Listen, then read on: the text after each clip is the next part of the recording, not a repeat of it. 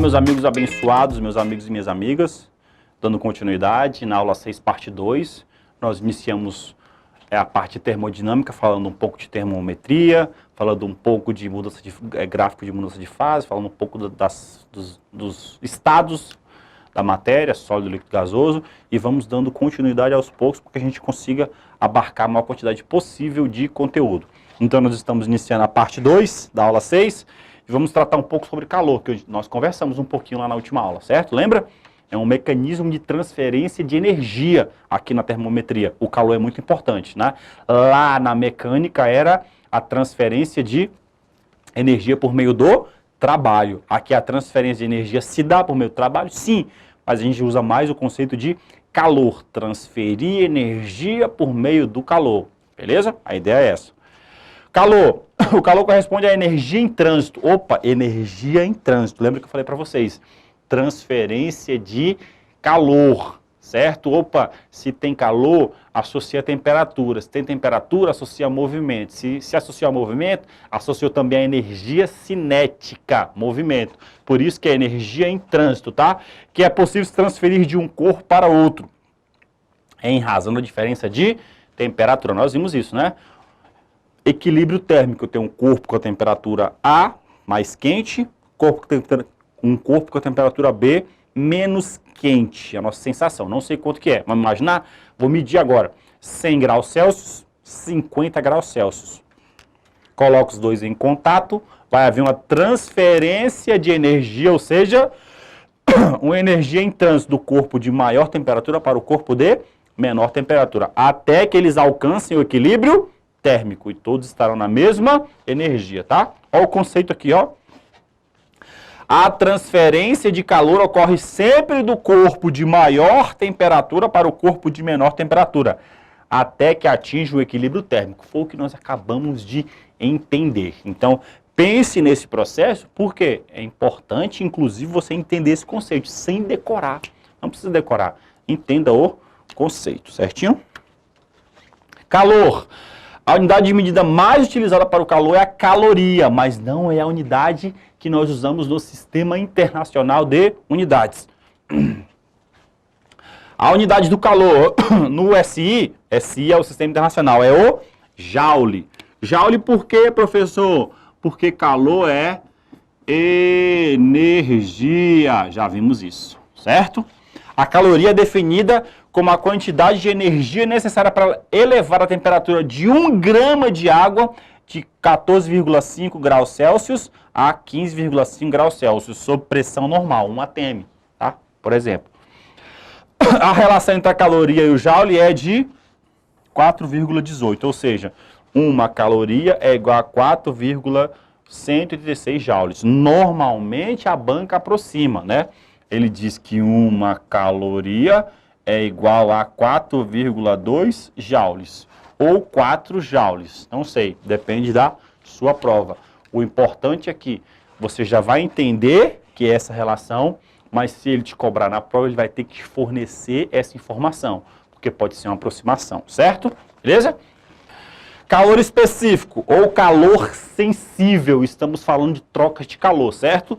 Como é que nós definimos calor específico? Define-se calor específico ou sensível como a quantidade de calor dada a uma substância, aqui ó, quantidade de calor dada ou fornecida a uma substância a fim de que esta sofra apenas uma variação de temperatura. Opa, sem, tá em negrito, ó, que haja mudança de fase. Mudança de fase, professor, é estado sólido, líquido e gasoso. Por exemplo, eu tenho o estado sólido, o meu corpo recebeu calor, só que ele não mudou de estado, não foi para o estado líquido. Pensa só, água.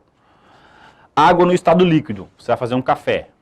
Você colocou a água lá no fogão, ela está mais ou menos a temperatura ambiente, vamos imaginar que é 25 graus Celsius. Ligou o fogão, ele começa a receber calor. Esse líquido começa a receber calor, certo? Recebeu calor, mas não evaporou ainda.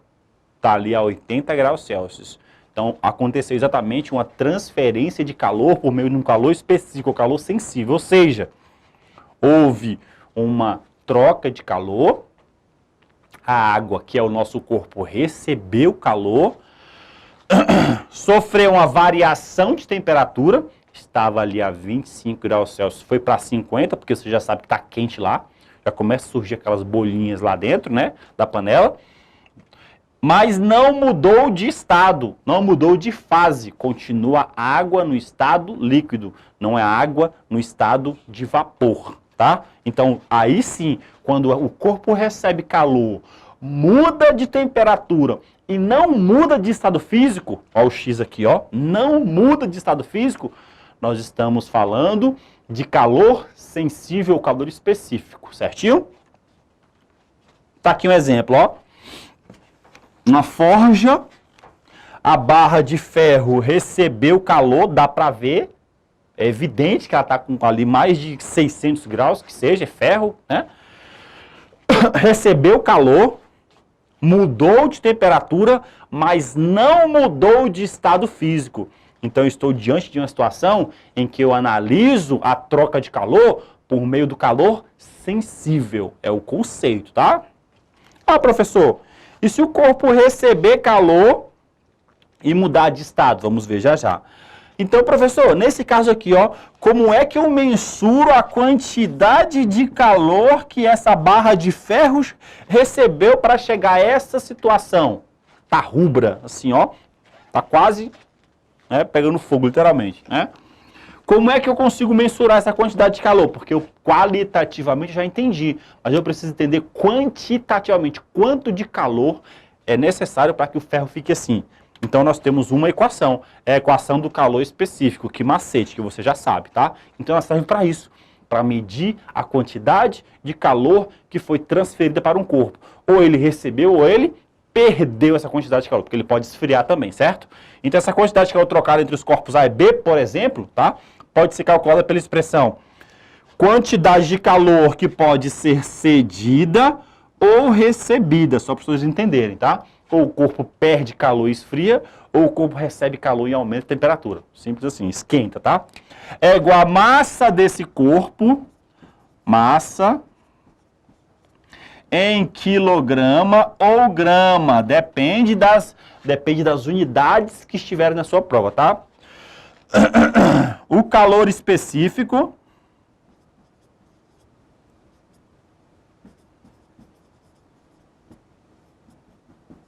tá? O nosso calor específico, que vai ser joule quilograma grau Celsius, tá? Normalmente, ó, joule ou caloria quilograma grau Celsius, ou caloria aqui, ó, depende muito, tá? Depende da sua questão, depende das informações que ele te fornecer. Normalmente ele dá caloria grama grau Celsius, normalmente, tá? As três, nenhuma faz parte do sistema internacional, não precisa transformar, desde que a questão já fique claro, ele te deu essas unidades assim, e você vai trabalhar com elas assim, não tem problema, tá? E a variação de temperatura, aqui, ó. Variação de temperatura. Em graus Celsius, tá? Ah, nem Kelvin não, professor? Não. Então perceba que aqui nós temos uma peculiaridade. As três grandezas, via de regra, serão dadas não no sistema internacional. Não vai ser quilograma, vai ser grama, não vai ser joule, vai ser caloria. E, por fim, o calor específico vai ser uma fusão de tudo isso. De todas essas grandezas que não estão no sistema internacional de unidades, tá? Essa constante C, que é o calor específico, é uma característica do material, tá? Então, cada material troca calor de uma forma. Cada material tem sua identidade, sua impressão digital, tá? E a impressão digital do material em relação à troca de calor é chamado calor sensível ou calor específico. É esse Czinho aqui, ó. Cada Czinho caracteriza um material, caracteriza a forma que ele vai receber ou ceder calor, tá? Essa é a ideia básica. Calor latente. Opa, professor, acabamos de ver o calor sensível e o calor latente, tá? O calor latente é definido como a quantidade de calor que 1 grama de uma substância precisa para mudar de uma fase para outra. Ou seja, entendemos o conceito de calor sensível. O corpo recebeu calor, mudou de temperatura, mas não mudou de estado físico. E agora aqui, o corpo recebeu calor, mudou de temperatura e mudou de estado físico. Essa é a diferença, tá? Então, o meu corpo no estado sólido recebeu calor, mudou para o estado líquido, coisa que não acontecia lá no calor sensível, ele não mudava. Aqui mudou, saiu do estado sólido para o estado líquido, saiu do estado líquido para o estado gasoso, recebendo calor, ó. Então, mais calor, mudou, mais calor, mudou de estado. Nós estamos diante da situação que nós chamamos que o calor é latente. Latente porque houve mudança do estado físico, tá? Vamos ver como é que a gente mede isso? Dois exemplos aqui para os senhores, ó. A água está no estado líquido aqui, ó. Está no estado líquido. Recebe calor da chama e ela vai passar para o estado gasoso. Em que forma, professor? Forma de vapor, vapor de água, tá? Certinho? Recebeu calor. Aqui o cubo de gelo. O cubo de gelo está no estado sólido. Recebeu calor do meio, passou para o estado líquido, ou seja, recebeu calor, mudou de temperatura e mudou de estado físico, normalmente, tá? E como é que eu meço essa quantidade de calor que o corpo recebe, professor? Por meio da equação do calor latente. A equação do calor latente é dada a partir da massa, a quantidade de calor aqui, ó. Calor latente, massa em grama ou quilograma, depende da unidade, e o que nós chamamos de calor latente de fusão ou calor latente de ebulição, ou condensação, ou solidificação. Depende, a gente vai ver isso já já, tá? Esse aqui é o calor latente. Por exemplo, se eu tenho um cubo de gelo se transformando numa pocinha de água, o que está acontecendo? Calor latente de fusão, certo? Porque ele derreteu. Se eu tenho uma pocinha de água se transformando em gelo, tem um calor latente de solidificação. Se eu tenho água se transformando em vapor, calor latente de ebulição. Se eu tenho vapor de água se transformando em água no estado líquido, eu tenho calor latente de condensação, tá? É só entender o processo, fica bem simples. Esses valores são os mesmos também. Nós iremos fazer no futuro exercício sobre isso. Então esse é o nosso calor latente, tá? Gráfico de mudança de fases. Nós já sabemos as fases, sabemos calores também, tá? Calor latente e o calor específico. Então como é que funciona o nosso gráfico de mudança de fase? Aqui no eixo Y eu tenho a temperatura, vou colocar aqui, ó, já está aqui o θ, temperatura, vou colocar em T, como se fosse o T para vocês entenderem, temperatura dada em graus Celsius. E aqui, ó, a quantidade de calor Q dada em calorias, tá? Calorias. Então o que acontece, ó? Eu tenho o meu cubinho de gelo aqui, ó, vamos imaginar, vou desenhar ele bem aqui, ó, pra vocês entenderem. Eu tenho o meu cubo de gelo no estado sólido, vamos imaginar que ele está a menos 5 graus Celsius. Ó, menos 5 graus Celsius, tá? Ele recebeu calor, calor latente ou calor sensível, calor específico? Peraí, deixa eu pensar. Recebeu calor, mudou de temperatura, ó, temperatura de fusão, temperatura de ebulição, por isso que é o Ezinho, tá? Mudou de temperatura, mas continuou no estado sólido. Então, isso é um calor específico, tá? Recebeu calor específico aqui, ó, calor sensível, Q1, vou colocar. Chegou na temperatura de fusão, continuou recebendo calor. Opa, mas ele começou a derreter, ó, chegou na temperatura de fusão, ou seja, vamos imaginar, se chegou a 0 graus Celsius. Chegou a 0 graus Celsius, começou a derreter, até derreter completamente. Opa, virou água, ó a pocinha aqui, ó, a 0 graus Celsius. Derreteu por completo, tá? Continuou recebendo calor, aqui recebeu calor Q2. Continuou recebendo calor Q3, ó. Ele recebeu calor, saiu da temperatura de fusão, 0 graus Celsius, chegou na temperatura de ebulição, 100 graus Celsius, se for a água, tá? Ó, 0 graus Celsius, 100 graus Celsius. Continua recebendo calor até chegar a 100 graus Celsius. Opa, Mudou de estado? Não mudou de estado não, professor. Então, trata-se de um calor sensível, recebeu calor, mudou de temperatura, mas não mudou de estado, continua sendo água no estado líquido. Chegou aqui na temperatura de ebulição, aí sim, ele começou a evaporar, tá? Daqui até aqui, ó, começou a evaporar a água até evaporar completamente nesse ponto aqui, ó, certo? Então, nesse momento aqui, a gente está recebendo um calor que 4. É um calor latente ou um calor sensível? Um calor latente, professor. Por quê? Porque ele está mudando de fase. Mudou completamente de fase, ó. Tá aqui, ó. É vapor a 100 graus Celsius. Aqui, ó. Vapor a 100 graus Celsius. Mas ele continuou recebendo calor. Se transformou em vapor, por exemplo, a 150 graus Celsius. Bem aqui, ó. Então, esse gráfico de mudança de fase descreve simplesmente o comportamento de determinada substância quando ela recebe calor. Pronto, simples assim, tá? Ao longo desse gráfico, a gente consegue observar a quantidade de calor que ele recebeu e as temperaturas de ebulição e fusão, ou seja, nos pontos em que ele sofreu mudança de fase, calor latente. Então ele serve só para isso, só para caracterizar esse histórico aqui da substância, tá? Isso funciona com todas as substâncias, tá? Não bonitinho igual tá aqui, normalmente o padrão é a água, tá? Então, para a gente internalizar, fica simples assim, ó. Gráfico de mudança de fase. Eixo Y, temperatura em graus Celsius. Eixo X, quantidade de calor em caloria. Eu tenho uma substância qualquer, vamos pensar na água, para ser mais fácil.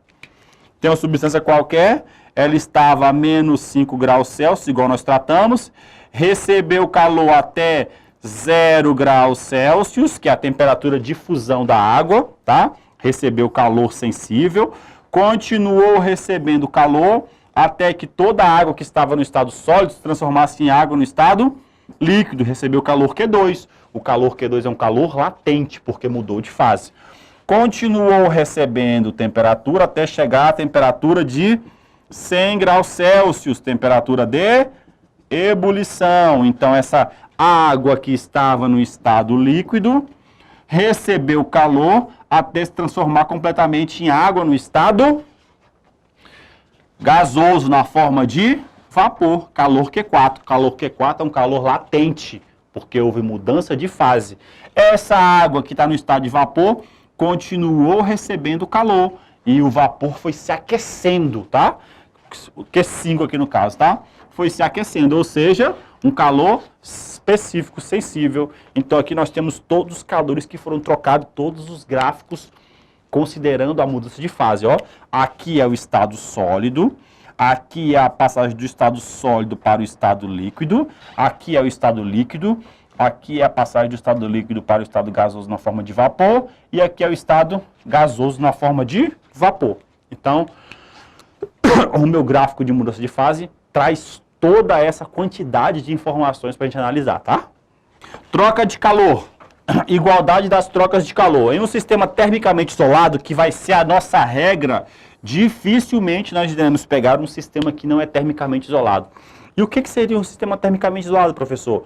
Sistema termicamente isolado é aquele em que os corpos que estão nesse sistema trocam calor e todo o calor que um corpo recebe vem de outro corpo que cedeu aquela quantidade de calor. Ou seja, nós não perdemos calor. Vamos imaginar? Eu tenho esse corpo a 100 graus Celsius e esse corpo a 50 graus Celsius. Coloquei ele num ambiente termicamente fechado, tá? Isolado. Então, todo o calor que esse corpo vai perder é exatamente todo o calor que esse corpo vai receber. Não há perda de calor para o meio, certo? Se esse corpo perdeu 50 calorias, esse corpo recebeu quanto? 50 calorias. Simples assim, tá? Ele diz o seguinte: a soma das quantidades de calor recebida e cedida é nula. Veja o meu caso, eu falei o seguinte, ó, esse corpo aqui, ó, recebeu 50 calorias. Então, se ele cedeu, ele perdeu 50 calorias. Ah, mas esse corpo aqui, se o sistema é isolado, termicamente isolado, ele só teve que receber 50 calorias também. Não existe outra possibilidade. Então, ele recebeu, ó, 50 calorias. Quanto que é menos 50 mais 50? 0 calorias, tá? A ideia é essa. Então eu vou transferir energia num sistema termicamente isolado. Ou seja, simples assim, toda a energia que um corpo perdeu é exatamente toda a energia que outro corpo recebeu. E pronto, tá? Essa é a ideia básica. Aqui, ó.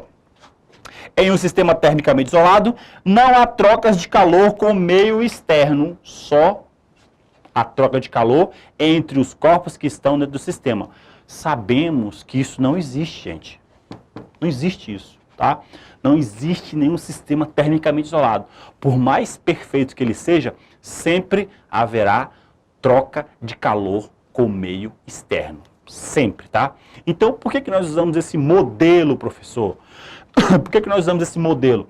Porque esse é o modelo mais simples, é a primeira aproximação para entender esse fenômeno. A física não usa mais isso aqui, tá? A engenharia não usa mais isso, tá? Mas é a base para entender. Nós usamos uma série de aproximações para deixar o sistema que nós estamos estudando da melhor maneira possível, mais próximo com a realidade.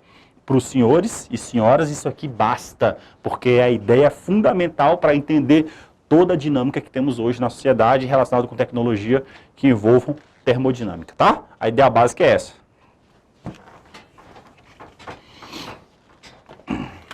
Aqui, ó, por exemplo, nós temos alguém que está cedendo calor, alguém que, entre aspas, né, que é a chama está cedendo calor, e tem a quantidade de calor cedido pela chama e a quantidade de calor recebido pela água. Então é simples assim. Então vai ficar, ó, o somatório de todo o calor que foi cedido pela chama mais o somatório de todo o calor que foi recebido pela água é igual a zero. Que é, perdeu 50 calorias e ganhou 50 calorias. Simples assim, tá? Se nós estamos tratando de uma transformação, um calor latente, esse calor recebido vai ser de uma forma. Se for um calor sensível, esse calor vai se comportar de outra forma. Vamos pensar? Vamos pensar que essa água estava a 25 graus Celsius e passou a 80 graus Celsius. Vamos lá. Foi um calor latente ou um calor sensível? Aí você vai falar, pô, professor, foi um calor sensível. Por quê? Porque ele recebeu calor, mudou de temperatura, mas não mudou de estado físico, exatamente. Então existe um calor que foi cedido, mais um calor recebido. E esse calor recebido, você sabe que é um calor específico.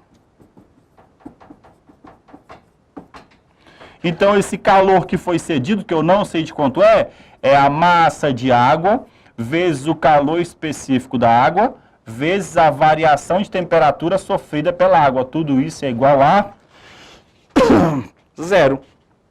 Se eu tenho a massa de água, se eu tenho o calor específico da água, se eu tenho a variação de temperatura sofrida pela água, eu sei exatamente a quantidade de calor que foi transferida pela chama. Isso é importante, tá? Exatamente isso é importante, certinho?